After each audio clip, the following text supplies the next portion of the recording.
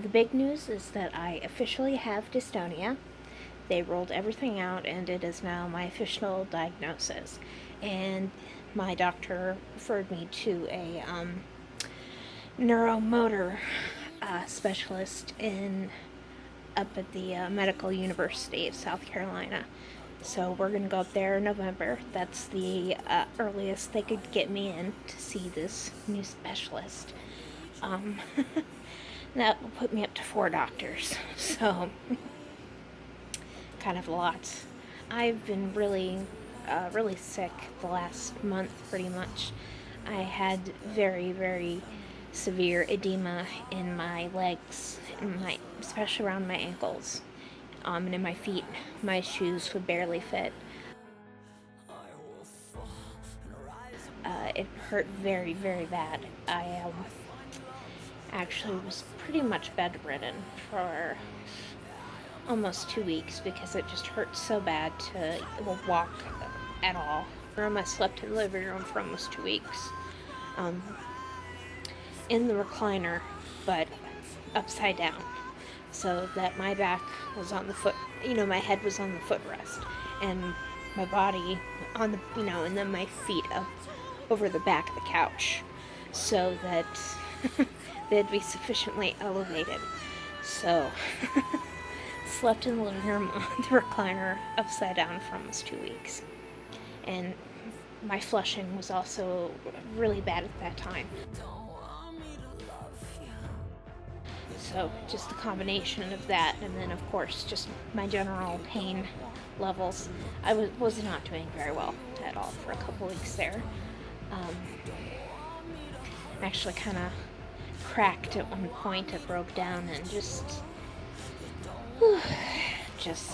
cried and cried and cried. It's not fair.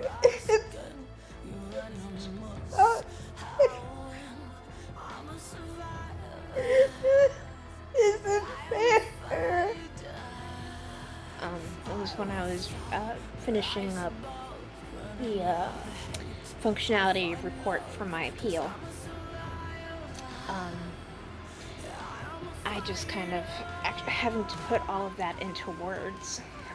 The fact that I'm going to be disabled for the rest of my life. It was a lot, and I cracked. And I chose to put that video up because when I started this, I said, well, I'm not going to sugarcoat it. It's going to be the honest, complete truth. Even though it's not very flattering to me. Nobody looks good when they cry. It is just not possible. Speaking of which, I'm in the middle of a hair dye shenanigan. I bleached the front, and it's eventually going to be pink. But it's going to be pink in the front, and then as you can see, just brown in the back. It's going to stay that way. And I actually kind of like it the way it is, so we'll see. Hello. I am actually on my way to a support group. First day of the support group. It's very difficult to find a support group for people with dystonia because it is such a rare condition. The closest support group I could find was up in North Carolina, which is a good 2-hour drive from here, one way, so 4 hours round trip, and that's just not feasible at all. But I found one for MS, and it's actually very similar in terms of symptoms. The same. There's a lot of symptom overlap. So I was able to relate very well to them, and they were able to relate to me, and it was a good experience. I was the youngest person there by at least 20 years, and I kind of expected that. It would be nice to have someone closer to my age to relate to, but it was still good. My mother actually went with me. That was a good experience for both of us. She wanted to go to support me and to kind of just learn more about what I deal with and ways that she can help me a little bit better. So it was good. It went very well.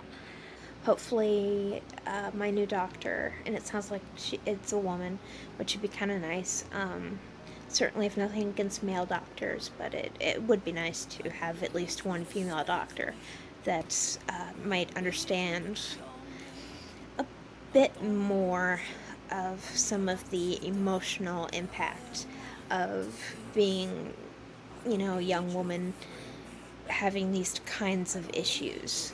Um, so I think it'll be good. We hope that there's going to be a cancellation before November so that I can actually go in and see her much sooner than November because that's a bit of a wait. That's it. I hope you guys are doing well. Um, that's it. Take care.